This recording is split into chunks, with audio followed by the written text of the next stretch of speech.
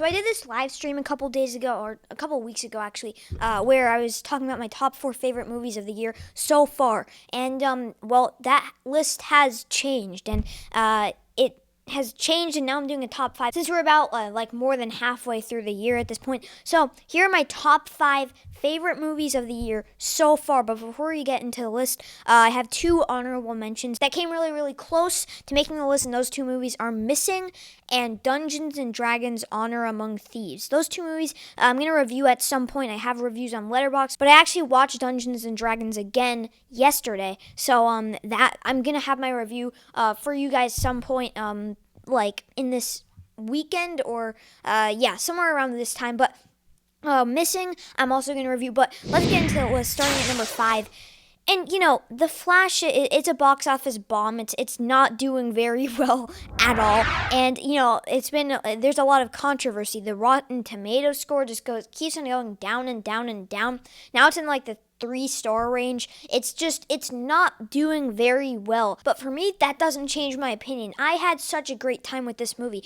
I don't think I sort of, the more I think about it, I don't know if I'm still in that 90 range, probably more in the high 80s, mid 80s, that sort of range. But still, I think this is a great movie. I think it's really, really, really enjoyable. I was laughing in the theater. I had so much fun in the theater. It was just a great experience in the theater, and the crowd was into this movie. That's one of the things I loved about this. The crowd was cheering, they were clapping. My dad went crazy. He just shouted and yelled and screamed, and it was insane. It was so much fun. One of the reasons why The Flash is just one of my favorite movies of the year so far, and it's the experience, but also it's not just relying on nostalgia. There's emotion and there's depth to this movie, and you sort of have annoying Barry Allen meet even more annoying Barry Allen to show him how annoying he actually is. So I don't think they're actually annoying, but I just liked that sort of plot. And then you get to the end, the third act.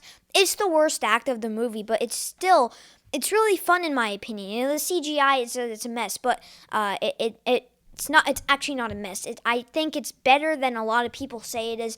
I don't think it's atrocious CGI, but it's really obvious when Ezra Miller's face is like someone else's. But in general, this movie is great. I no one's gonna convince me it's not. I maybe if I watch it again, I'll hate it. Who knows? But so far, I love this movie. He's an MCU shill. Don't listen to him. This movie's awful. The Rotten Tomato score went down 1% yesterday, so that makes this movie absolutely terrible when it's still 1% over an 8 out of 10. But my score is higher than that. And what makes this movie so good is the emotion and just the every single character getting their time to shine, and having to say goodbye to all of these characters. It was crazy. I mean, I can't believe it happened. I can't believe this movie happened. I was thinking about it the other day. I was like, oh, I can't wait for the next Guardians movie. And like, oh my God, the Guardians are over. Like, it's over. Can you believe that? It's actually over. Like, I'm so sad. And this movie did it perfectly. I mean, it's not a perfect movie, but it closed out this trilogy perfectly. And that was awesome. It was such an awesome movie. It was a great time in the theater. Some people are on their phones, like, digging in the popcorn. Like, for example, hold on. I'm going to give you an example of one guy in the theater that was next to me. This is what he did. I'm not wasting paper. I'm going to use this. He's like searching down for the popcorn, but it's not there. Where's the popcorn? I don't know. Why are you asking me? Where's the popcorn? I'm shoving my hand in it, but the popcorn's not coming.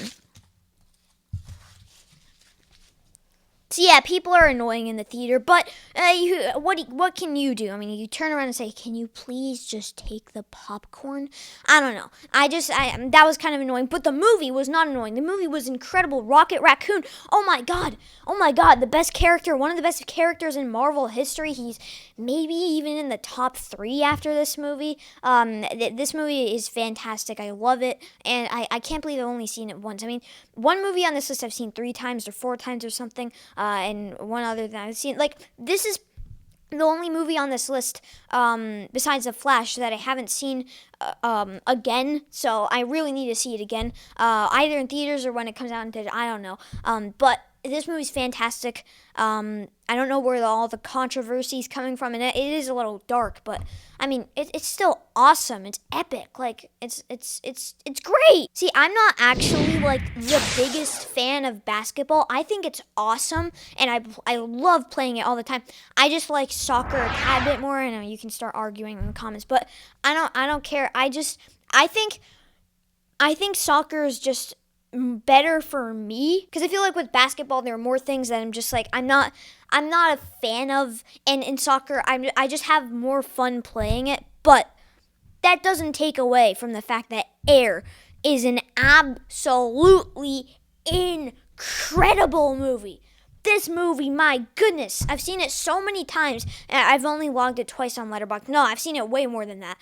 You guys have no idea. It's only been like I saw it for the first time like 3 or 4 months ago, and I've seen it like 4 more times since then. Like, this movie is so rewatchable. It is so entertaining. I mean, it's just a bunch of people talking shoes. How fun could it be? I made the same joke in my Air review, but still, I still mean that. How fun is people talking about making the perfect shoe for Michael Jordan? Well, it's stressful.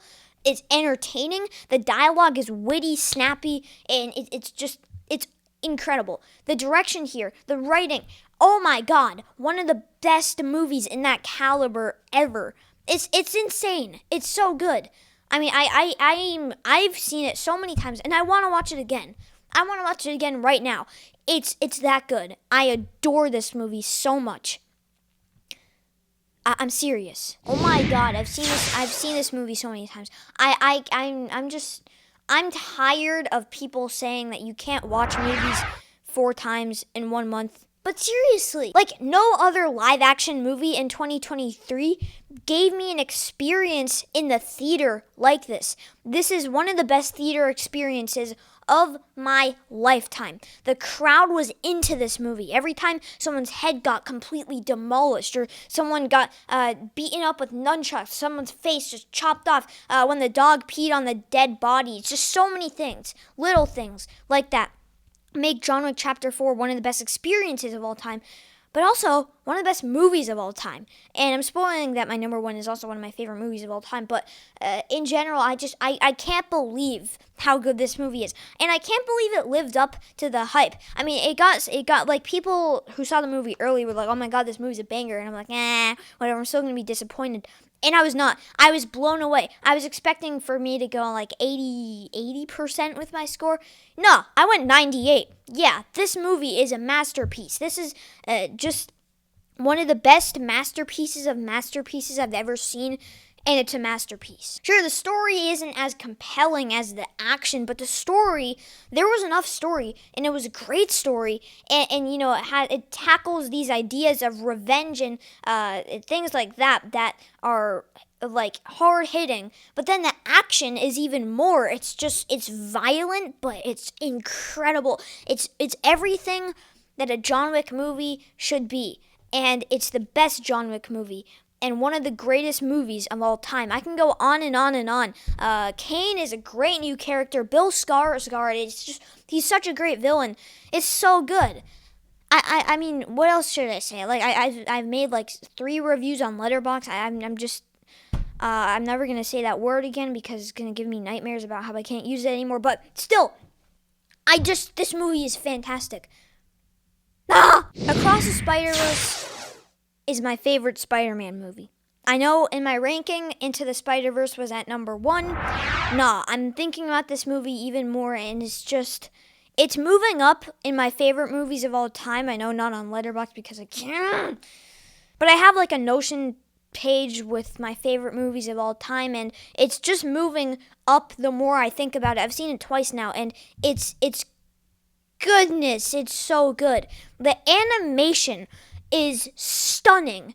It's incredible. What more can I say about the animation? What more can people say about the animation? Everyone keeps talking about it, but no, It is incredible. The animation alone is a masterpiece, but then the movie's a masterpiece. The characters are masterpieces. Every single one of them, they get their time to shine.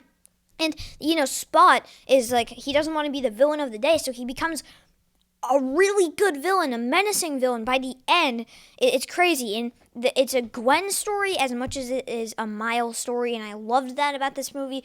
It's too good. It's everything about this movie rocks. The more I think about it, again, I just adore the whole freaking thing.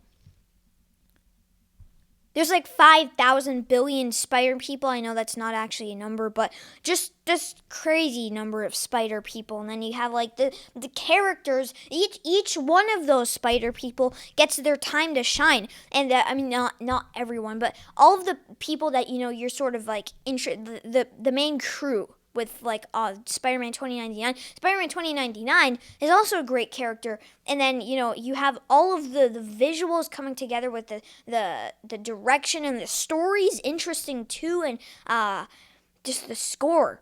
The score is incredible. I noticed it the second time around. It's just the ending with the things that we know about the score and love about the score from the first movie, and then just every single category on my Sorthometer list is stunning. It's perfect. I don't know. There's two sections that's like a 9, the story and the pacing, but I'm really precise with that. Like, I look at each one and examine it, and the story and the pacing, they're incredible. I give it a 9 out of 10. Everything else is beyond incredible. So, I have to be very precise. I'm a precise person in every sense of the word. I have a full review. I'm going to try to remember to put it up there. If not, just go to my channel and look up Across the Spider-Verse review, and you'll probably find it, but not on like YouTube. Do it in my search box on my channel. But yeah, I don't want to talk too much about it because you're gonna get bored. But yeah, that's pretty much my list. I can't update my Letterboxd list anymore, but I think I'm seeing Dial of Destiny today. Hopefully, I haven't booked the tickets yet because my parents are like, they need to figure out if they're gonna have time because they have a lot of work stuff. But I think hopefully it's gonna be today. If not, then probably it definitely over the weekend. But soon I'm gonna see it. So stay tuned for my review of that. What else? Oh yeah, Flaming Hot. It's coming soon. My review, I did my short out-of-theater reaction. Not out-of-theater, my immediate reaction. It's on YouTube Shorts. I think it's up now. So, yeah, you can check that out. My review's coming soon. But until then, bye.